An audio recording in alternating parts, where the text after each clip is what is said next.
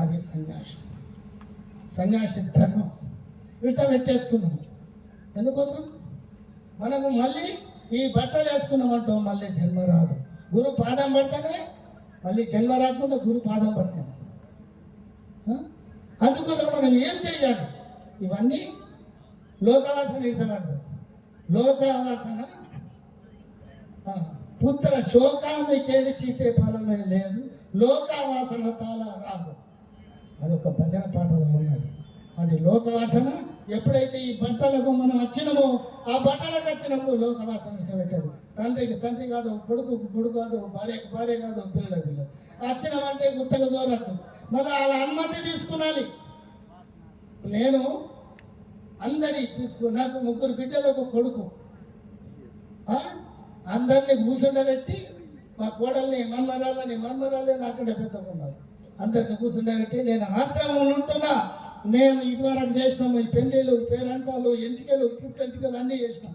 ఇదివరకు మళ్ళీ 1 రూపాయి రాదు అని చెప్పేసి అందరిని కూర్చోబెట్టచ్చు. నువ్వు మా అమ్మని నేను ఉంచుకుంటున్నారు, వాళ్ళ మామూలు వాళ్ళు ఉంచుకున్నారు. మా పిల్లల్ని నిలచి ఆశ్రమంలో ఉండే 16 సంవత్సరాలు అయింది.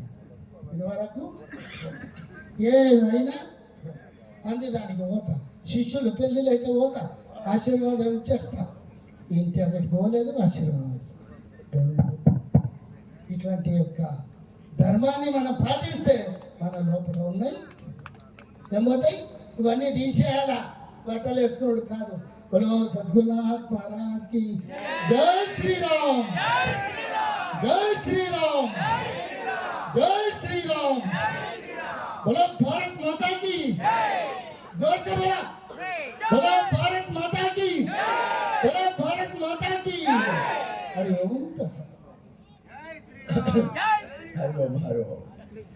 చూశారు కదా స్వామీజీ వయస్సు ఎంత ఉంది?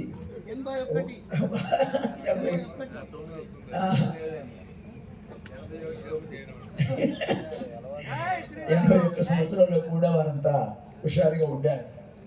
అంటే గురుసేవయ సర్వం ప్రాప్స్యసి అనే ఉద్దేశాన్ని ప్రకటిస్తూ స్వామి నిర్మలానందగిరి వారు ఇప్పటివరకు కూడా అమోఘమైన విషయాలన్నీ కూడా మీకు ముందుంచారు.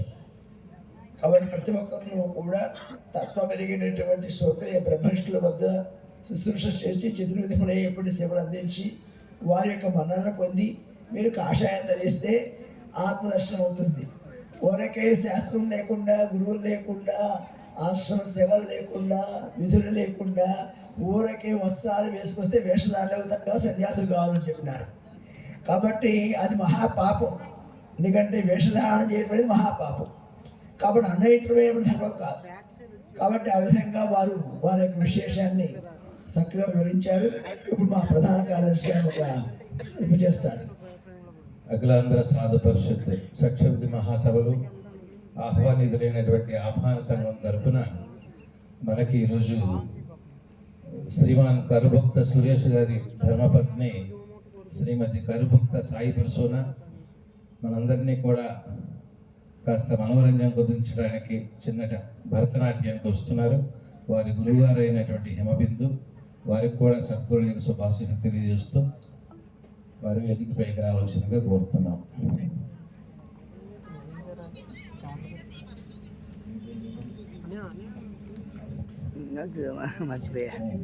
అదేవిధంగా లోక